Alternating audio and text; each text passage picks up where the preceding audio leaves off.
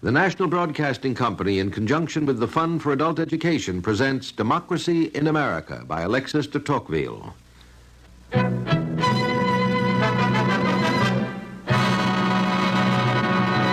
In America, the press constitutes a singular power, so strangely composed of mingled good and evil that liberty could not live without it, and public order can hardly be maintained against it. It causes political life to circulate through all parts of the vast territory. Its eye is constantly open to detect the secret springs of political designs and to summon the leaders of all parties in turn to the bar of public opinion. It rallies the interests of the community around certain principles and draws up the creed of every party. In the United States, each separate newspaper exercises but little authority, but the power of the press is second only to that of the people.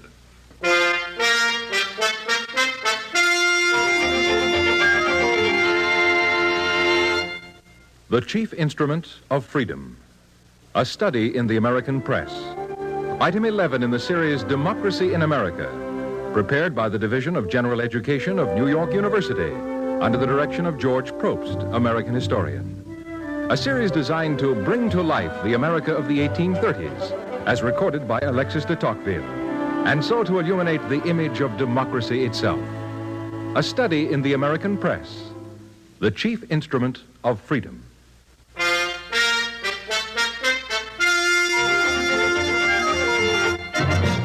When Beaumont and I left America in 1832, the American press was on the verge of a great transition.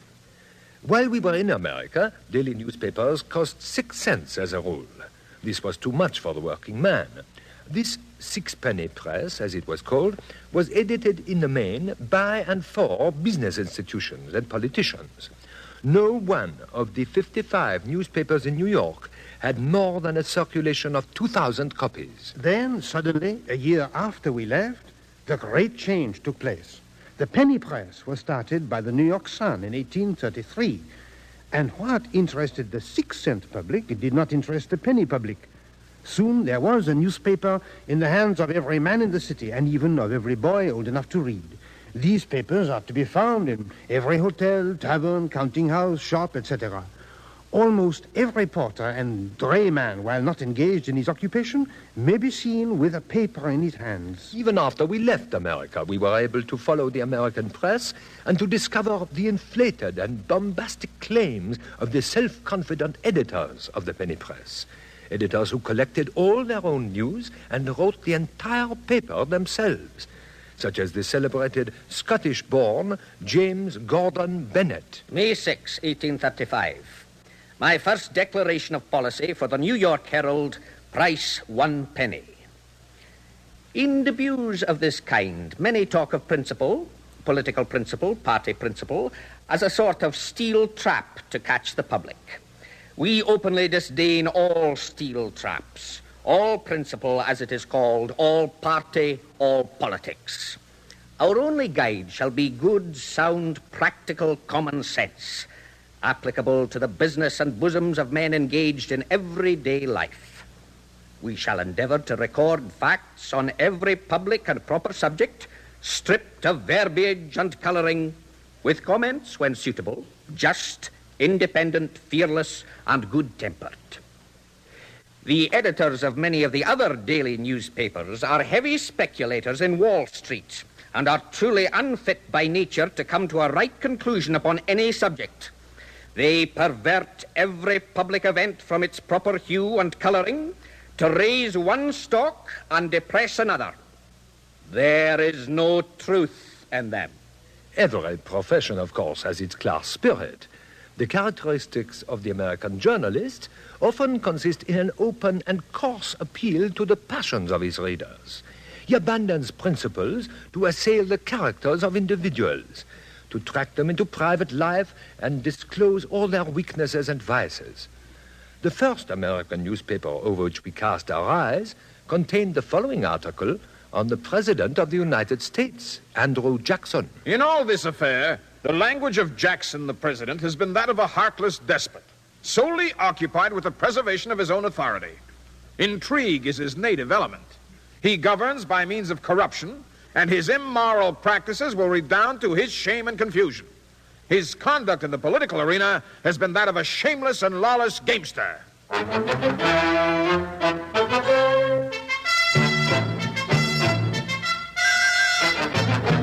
And this sort of attack is perfectly usual. Any American journalist will tell you the same, will indeed boast of it. And why shouldn't I boast of it? In America, the press is a mighty power, and I share a little of that power. What, sir, do you do exactly? I'm a correspondent of one of the New York papers. Oh, you write the letters from Washington for that paper? Precisely so. And it's a more difficult task to write a good letter than to make a bad speech. No doubt of that, sir. You may often be employed in making the best of a bad argument. What do you mean, sir?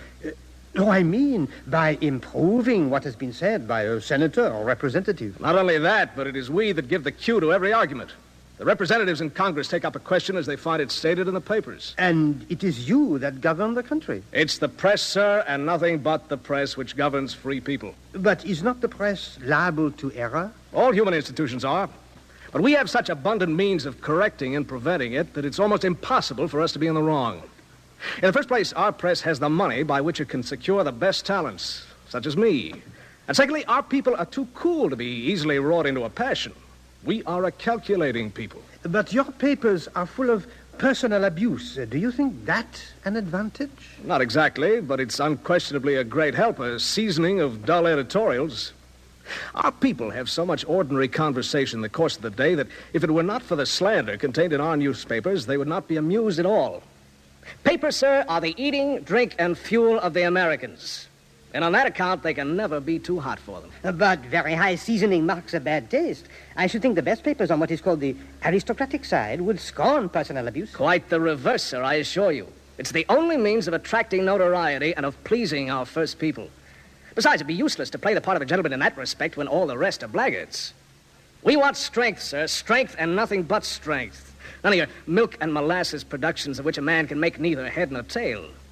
If we give a man a beating, we do not want him to get up again. We go the whole hog. When we attack a man, we assail at once his moral, political, religious, and domestic relations. Every little helps, you know. Give a dog a bad name and hang him, says the proverb, and it is just so with our politicians.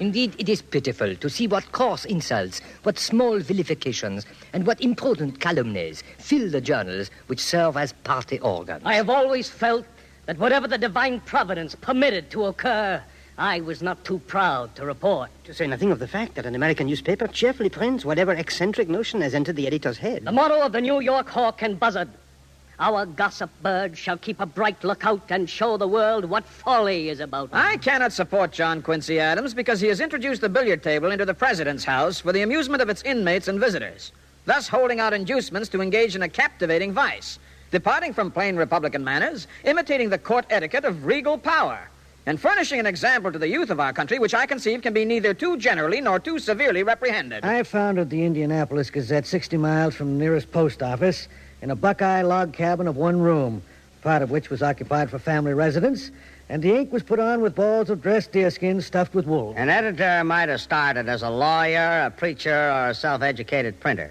But as an editor, he's let himself in for an exciting life. If he doesn't speak his mind, people lose respect for him. If he speaks his mind too much, he's in danger of life and limb. Editors openly accuse one another of the most disgusting acts, and the pistol is an editorial accessory not infrequently used. I reckon that's why the hard-pressed newspaperman wears his hat at his desk, so as to be able to make a hurried exit. The policy of James Gordon Bennett. I want to make the New York Herald the great organ of social life, the prime element of civilization, the channel through which native talent, native genius, and native power may bubble up daily. I shall mix together commerce and business, pure religion and morals, literature and poetry, the drama and dramatic purity, till the Herald shall outstrip everything in the conception of man. The age of trashy novels, of more trashy poems, of more trashy quarterly and weekly literature is rapidly drawing to a close. This is the age of the daily press. We live by our advertisements. Our advertising columns are open to the public, the whole public, and nothing but the public. We admit any advertisements of anything or any opinion from any persons who will pay the price. The way these American editors speak of the financing of their newspapers reminds us that in America, writers are brain merchants. Literature is an industry. There is neither a classical school nor a romantic school. There is only the commercial school. Oh, calme, Beaumont. Well, you know very well, Tocqueville, these writers will edit newspapers, pamphlets, advertisements. They sell ideas as others sell cloth. Their desk is a counter. Their artistic souls are yard goods. Each article has its price, and they will tell you exactly what a printed inspiration costs. True, up to a point. But some of the editors of the penny press saw their newspapers as superseding all other institutions. What is to prevent a daily newspaper from being made the greatest organ of social life? Books have had their day. The theaters have had their day. The temple of religion has had its day. A newspaper can be made to take the lead of all these in the great movements of human thought and of human civilization. A newspaper can send more souls to heaven and save more from hell than all the churches or chapels in New York, besides making money at the same time. Let it be tried. This is a most extravagant view of the function of the press. But even in 1831, before the revolution of the penny newspapers, the American press was the general and universal literature of the country. In the whole of America, there were more than 1,200 newspapers. Twice as many as in France and England put together. In New York City, there were 55 newspapers, many of them weekly, but 11 of them were daily. A very remarkable thing for a city of little over 200,000 inhabitants. That, in 1831, no one of these papers dominated the others. Not one sold as many as 2,000 copies. The ease with which American newspapers can be established produces a multitude of them. Each county has a newspaper. But as competition prevents any considerable profit, persons of much capacity are rarely led to engage in these undertakings. Such is the number of the public prints that even if they were a source of wealth, writers of ability could not be found to direct them all. The journalists of the United States are generally in a very humble position, with a scanty education and a vulgar turn of mind. Not authors, really, but idea-mongers. The editor of the New York Courier and Enquirer, James Watson Webb, was foolish enough yesterday to assault your editor in the street. In the course of the scuffle, he gave me a smart rap over the head. The fellow, no doubt, wanted to let out the never-failing supply of good humor and wit which has created such a reputation for the New York Herald, and appropriate the contents to supply the emptiness of his own thick skull. He did not succeed, however, in rifling my ideas. My ideas in a few days will flow as fresh as ever, and he will find it so to his cost. My damage is a scratch about 3/4 of an inch in length on the third finger of the left hand, which I received from the iron railing I was forced against, and 3 buttons from my vest, which any tailor will reinstate for a 6pence. His loss is a rent from top to bottom of a very beautiful black coat, which cost the ruffian $40, and a blow in the face, which may have knocked down his throat some of his infernal teeth for anything I know. Balance in my favor, $39.94, and the admiration of my vast public. This editor's report increased his circulation by 9,000 and was therefore satisfactory. The will of the majority is the most general of laws, and it establishes certain habits to which everyone must conform. An editor must always be with the people, think with them, feel with them, and he need fear nothing. He will always be right, always be strong, always popular, always free. The world has been humbugged long enough by spouters and talkers and conventioners and legislators et genus omne. This is the editorial age, and the most intellectual of all past ages. Well, the claim of the press to be the prime element of civilization has some point to it. In ages of equality, every man naturally stands alone. He is easily got rid of, and he is trampled on with impunity. At the present time, an oppressed member of the community has therefore only one method of self-defense.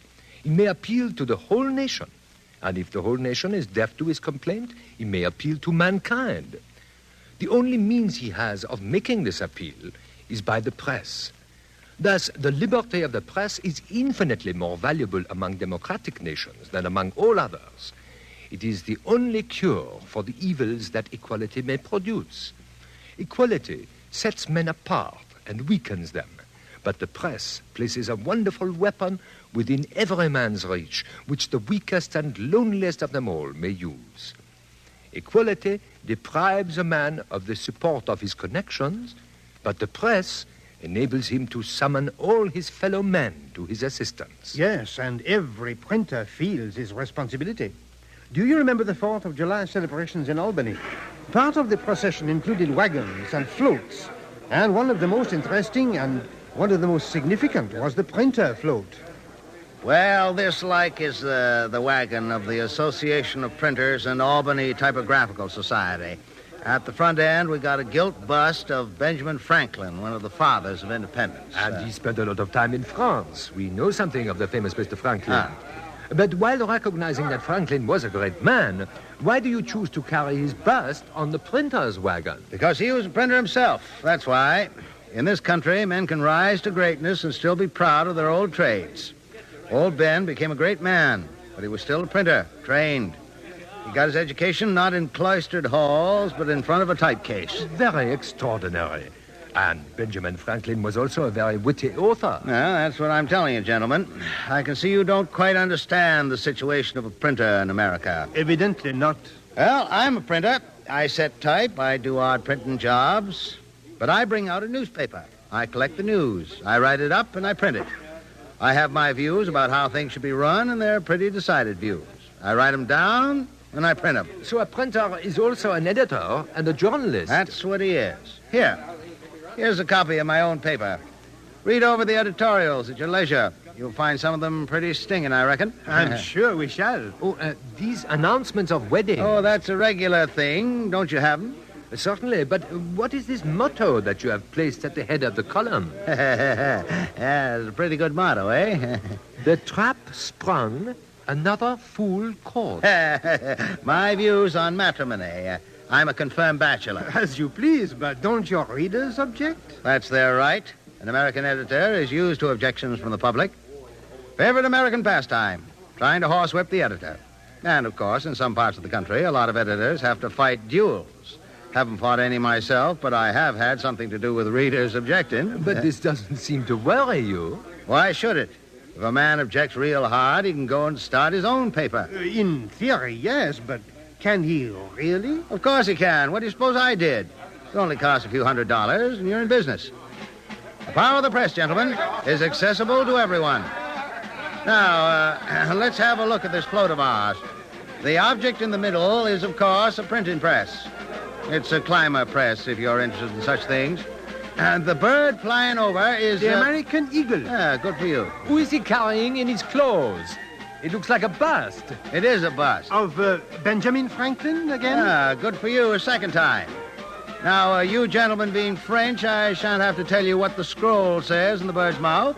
Vérité sans peur. Truth without fear. Very noble sentiment and very appropriate. But who are the figures that support all this splendor? On the right, the goddess of liberty supporting the American flag. Again, very appropriate. Yeah. And on the left, the figure of a slave bound in chains. You'll observe the slave has burst the shackles on one arm and is reaching like toward the press for emancipation. That's where it'll come from, you know. And behind there's a crown reversed and a broken scepter. All pretty much to the point when you know where it's supposed to be heading. All highly illustrative of the strength and universality of the power of the press.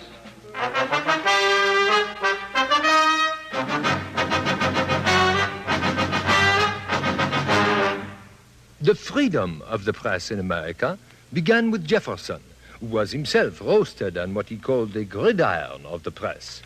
In countries where the doctrine of the sovereignty of the people ostensibly prevails, the censorship of the press is not only dangerous, but absurd.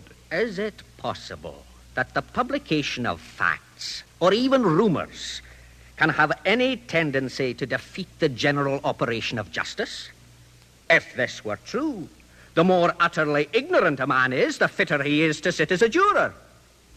The honesty, the purity, the integrity of legal practice and decisions throughout the country are more indebted to the American press than to the whole tribe of lawyers and judges who issue their decrees. The press is the living jury of the nation. When the right of every citizen to a share in the government of society is acknowledged, everyone must be presumed to be able to choose between the various opinions of his contemporaries and to appreciate the different facts from which inferences may be drawn. The censorship of the press and universal suffrage are two things which are irreconcilably opposed and which cannot long be retained among the institutions of the same people. Not a single individual of the millions who inhabit the United States has as yet dared to propose any restrictions on the liberty of the press. Much of this became clear as we watched the press, both during our stay in America and later as the penny press began. Tocqueville and I were also instructed by Mr. J.G. Spencer, a most distinguished lawyer whom we met at Canandaigua in the state of New York. We asked Mr. Spencer what the influence of the press might be on public opinion. Here in America, we enjoy all the benefits and advantages of a vicious free press. Let me answer you, Mr. Beaumont, by telling you about an editor I know who always says he makes a moral distinction between telling lies in conversation and telling lies in the newspaper, where everybody expects them. Then we must not believe what we read in a newspaper? In a newspaper, no.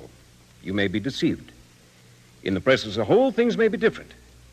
Every point of view is represented so strongly that in the midst of the lies and abuse, you can often make out the drift of the truth.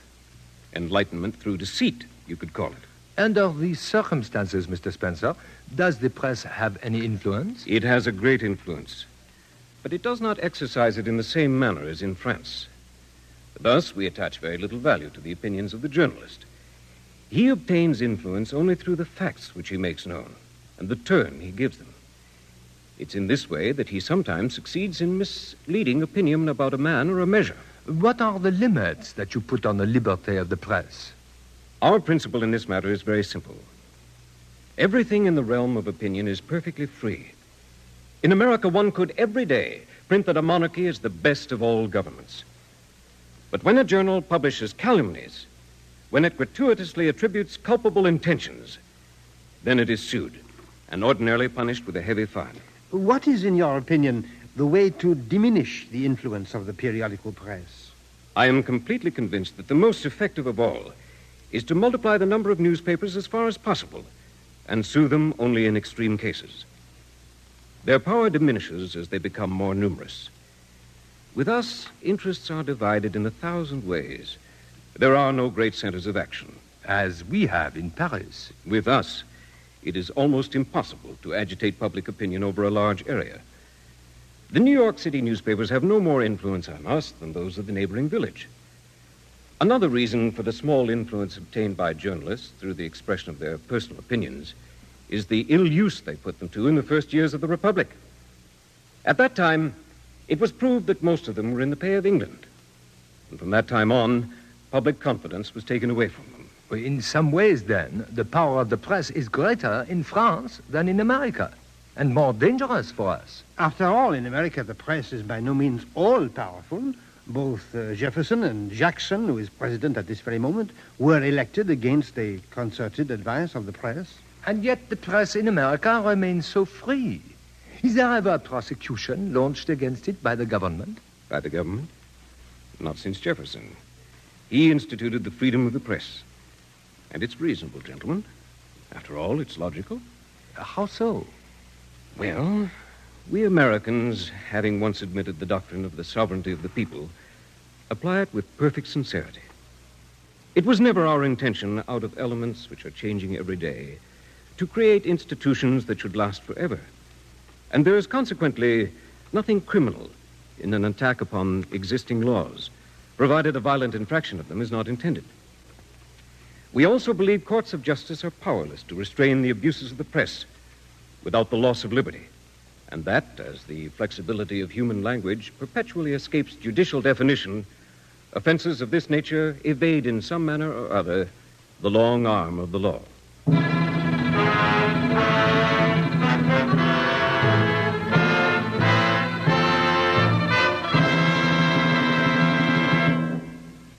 newspapers therefore become more necessary in proportion as men become more equal.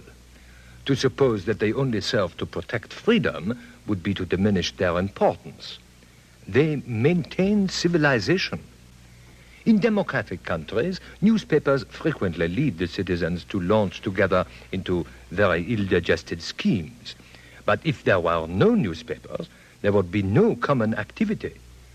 The evil which they produce is therefore much less than that which they cure. I think that men living in aristocracies may, strictly speaking, do without the liberty of the press, but such is not the case with those who live in democratic countries.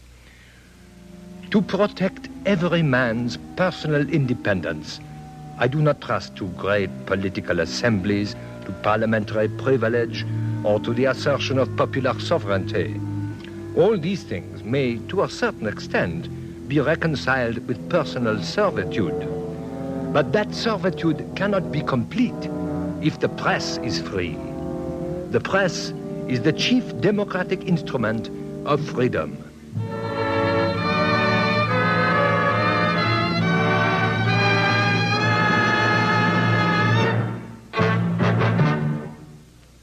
You've just heard The Chief Instrument of Freedom, a study in the American press, item 11, in a series based on Alexis de Tocqueville's Democracy in America.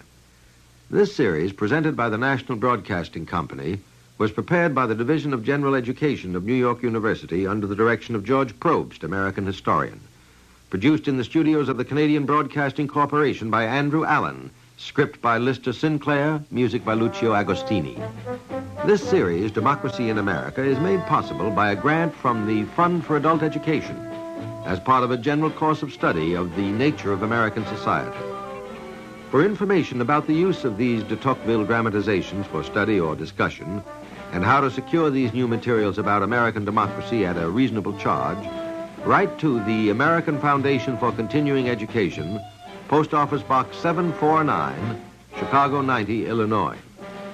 Now, this is Ben Grauer inviting you to listen next week to The Aristocrats of Democracy, item 12, on Democracy in America. This program was pre-recorded and is an NBC Radio Network presentation.